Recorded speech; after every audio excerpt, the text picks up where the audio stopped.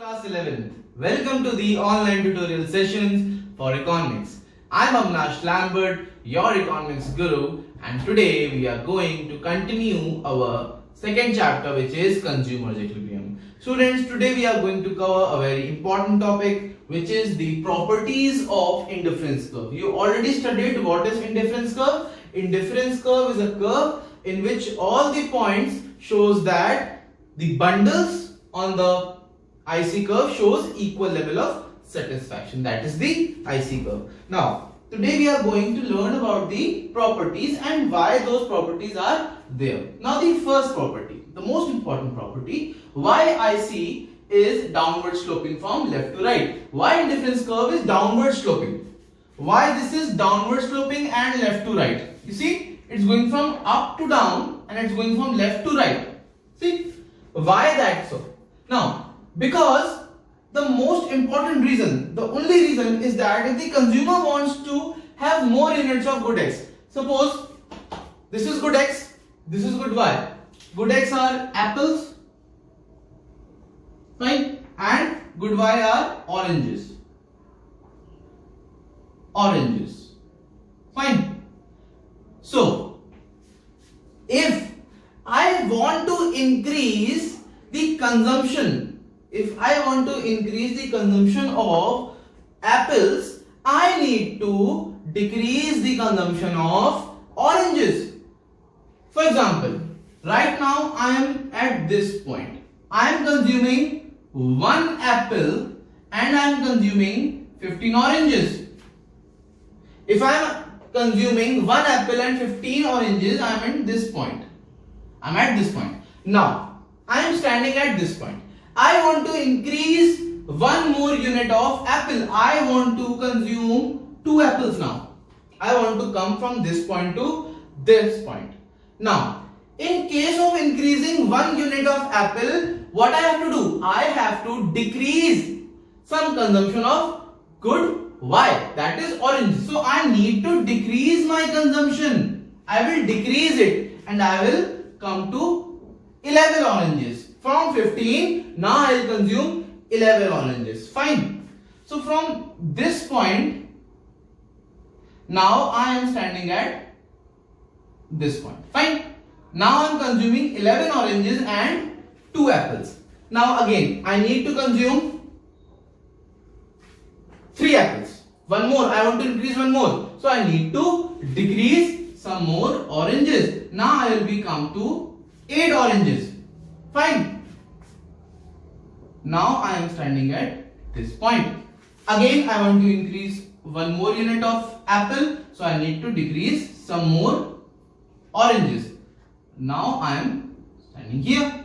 And again, if I want to increase 1 more unit, then I need to decrease some units of oranges. Fine. Now, if you see the pattern, to increase 1 unit, I need to decrease few units of oranges. Have you seen that? Did you notice? That's the reason. Because we are decreasing something to increase something. We are decreasing good Y to increase good X. And in that case, your curve will be left to right and will be downward sloping. If it was increasing, if both the goods were increasing, then your shape would be like this only. Down to up. Fine. And left to right. Down to up. So, because one good is decreasing and the other one is increasing, that's why your curve is downward sloping from left to right. Is that clear, students? Fine. Now let's come to the second property.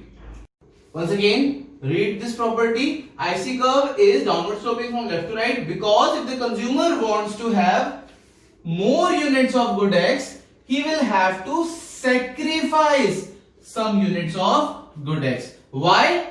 To maintain same level of satisfaction.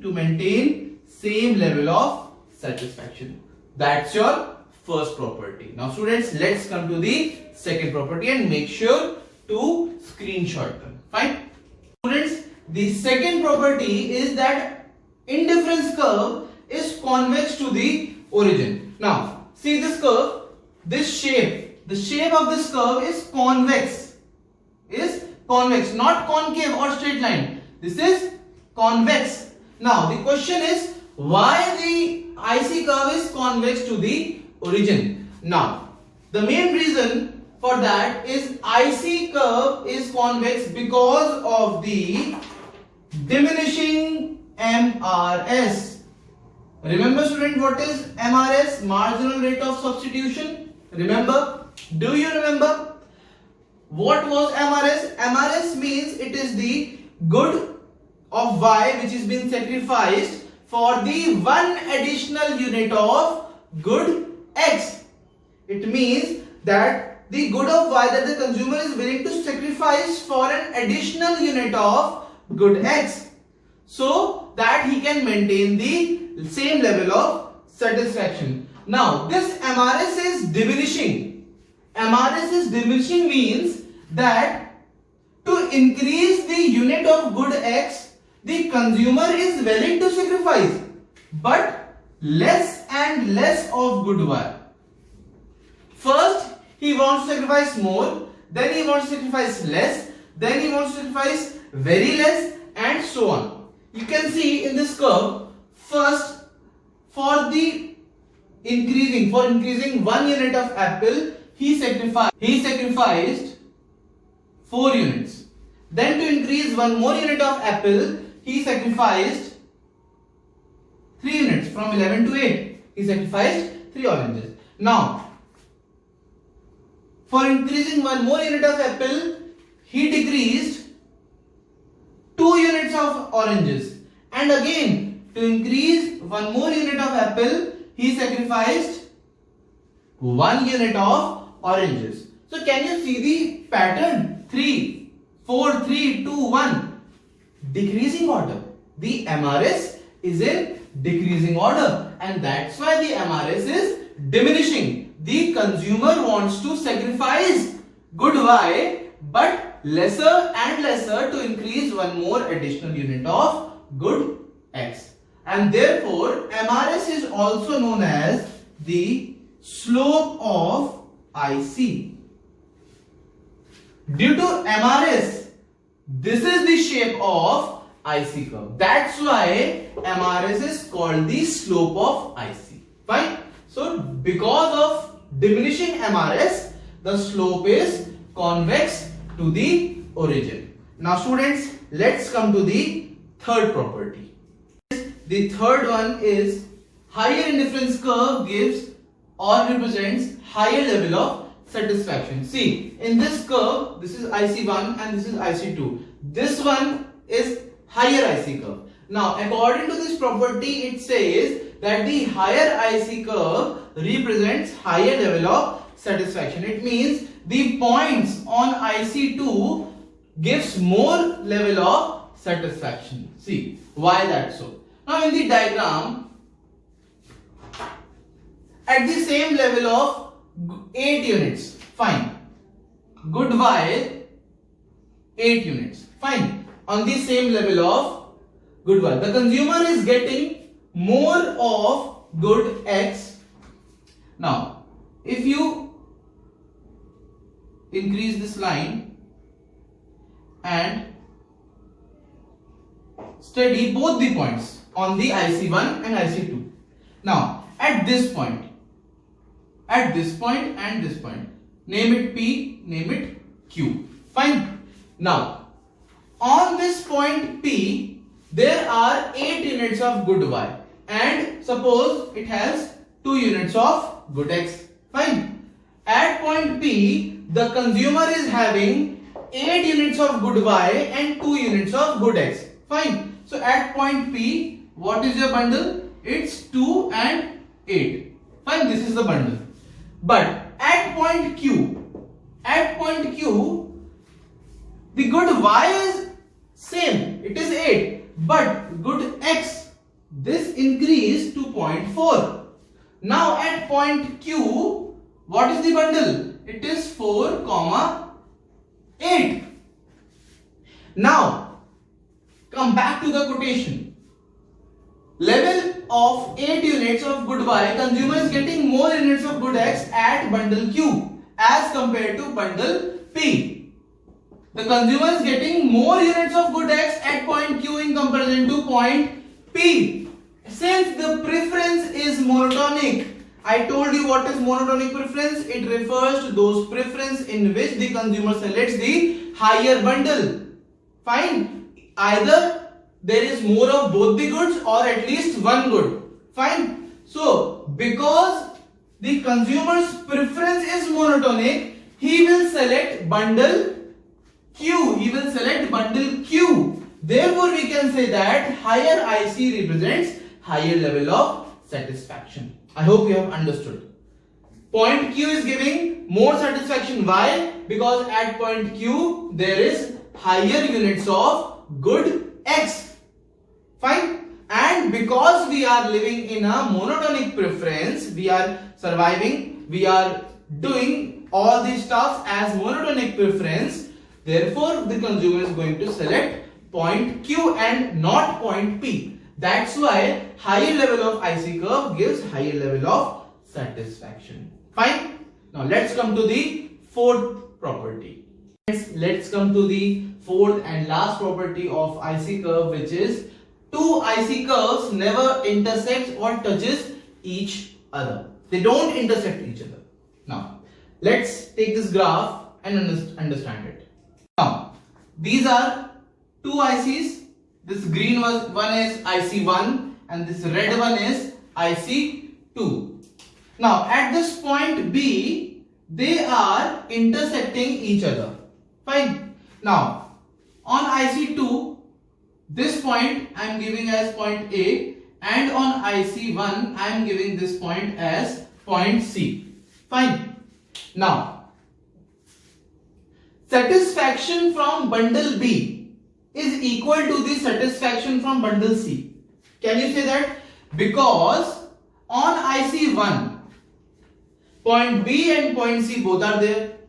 Fine. You can say that because point B and point C are on the same IC curve. Therefore, we can say that the level of satisfaction from these 2 points or these two bundles which are being shown by point B and C are equal in terms of satisfaction. We can say that? Yes, we can say that. Now, satisfaction from bundle B is equal to the satisfaction of bundle A.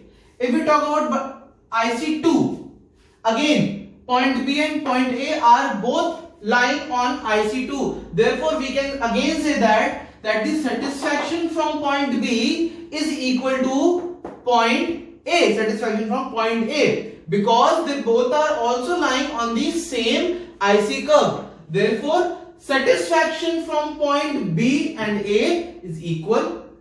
Now, from IC1, we got the equation of B is equal to C in terms of satisfaction, and from IC2 we got the equation of B is equal to A.